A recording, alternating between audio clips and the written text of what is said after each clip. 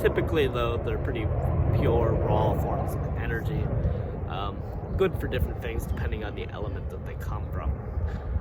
But they have very strong essences that you will recognize when you see them, and you will know if they're a certain type of element or not.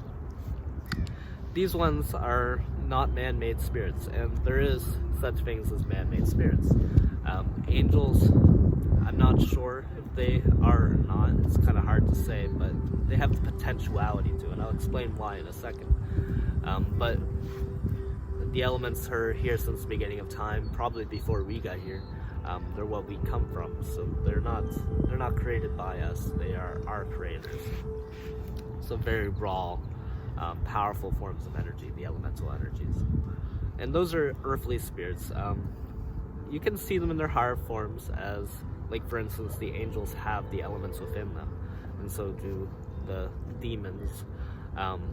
But typically, that is an earthly type of spirit that you will experience if you're working with the elements alone. Demons, I think they have the most potential to be called human-created spirits. I wouldn't say all of them are like that. There is certainly demons who have kind of an omnipresence about them that goes beyond time and space. So those would be more of the demonic gods or the demonic lords.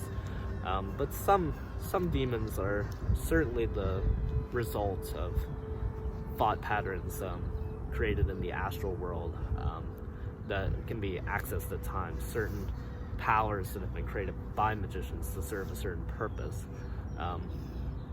Because, like, if you think about where spirits come from and what happens when you evoke a spirit, and I think Aleister Crowley said this the best, that when you evoke a spirit, you are literally accessing that area of your brain through the ritual.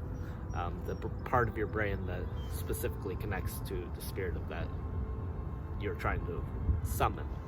So I do believe that there is some spirits that have been wholly created by humans to be manifested and to serve a certain purpose, and calling upon them will serve that purpose.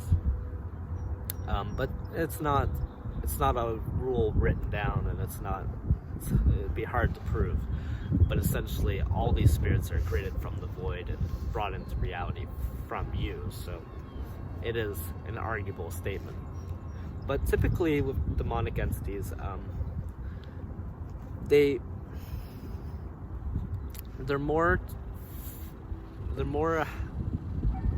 want to challenge you in a lot of ways. You know, they want to help you challenge the way things are and who you are, and they're very destructive in nature. So they will destroy certain things around you. They will destroy conceptions that you have about yourself, in order to help you understand your true self better. Can they be evil? I would say yes, 100%. And do they fight for control? 100%. If you're working with demonic entities, they have their own agenda, and it's important to recognize that. They have their own agenda that they want to fulfill through your life. And there are certain magicians who are aligned with that agenda. But if you aren't aligned with that agenda, then don't work with demonic entities. Because they have a way, and they have a way of getting into your life even if you're a white magician who's just using them to serve certain earthly purposes. Think about Solomon. He used demonic entities to build the kingdom of God, but then the demonic entities really ruined him in the end, and his whole kingdom. So that's a good example, because Solomon was a very powerful magician. He had very powerful tools for being a magician, but he was not able to withstand them either. And that's an important distinction to be made. A lot of white magicians think that you can summon demons if you evoke them and you aren't aligning yourself with them. But you have to understand that the energy that it takes to bring a demon into reality is you're already feeling its power and allowing it to have its access into the world. whether you are controlling its actions completely or not and disrespecting the demon, doesn't really matter. You are bringing its energy into the world to serve a purpose. In order to bring it into the world using its energy, you have to be aligned with it. So it's a little bit of a tricky subject there. But yeah, I mean, working and aligning yourself with demons typically leads to destruction of who you are, of your life, your conceptions of life, and the destruction of reality itself, really. The demonic path is something of destroying, becoming one with God, but then choosing to destroy it to become your own God, which is demonic in the way that it is against nature and creating you as above nature. Now, that being what it is, that's just what it is. So to be aware of that is important. Working with demons is to go on that path, and working with them seriously is to devote yourself to that path. And choosing that is up to you. It's a valid path.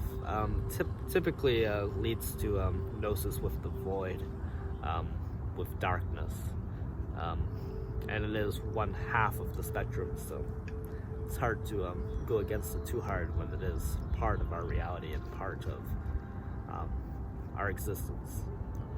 I would say that working with angelic entities, working with earthly entities, and working with demonic entities, if you did all three, and gaining knowledge of your higher self and your lower self, is more of a middle path thing. Choosing a side will either take you to the right hand path or the left hand path, but typically the choice is yours, and being too much in the middle will not gain you any real power. Picking one or the other is going to be what's going to bring you the most power in any form of magic. I'd say the left-hand path is a little bit more power-oriented, and the right-hand path is a little bit more love and wisdom-oriented. But yeah, there's definitely wisdom in both, and there's definitely power in both, so it's really your choice. And the spirits that you align yourself with, yeah, typically will have similar qualities as well. It's important to remember that right-hand path isn't necessarily like the most holy path as well. It is simply the path of reaching gnosis with God and then choosing to surrender to its will. And the left-hand path is reaching gnosis with God and oppressing its will. So yeah, I hope this explains a little bit. Spirits typically are manifestations of ourselves, of human consciousness, of universal consciousness that we are manifesting in our reality, outside of ourselves or inside of ourselves. And they can be anything, like, for instance, the spirit of water, the spirit of earth, the spirit of happiness, the spirit of sadness. You can manifest all these things by looking at the correct spirit for those things and invoking, and reeking the types of gifts it has in its presence, what it has to offer you.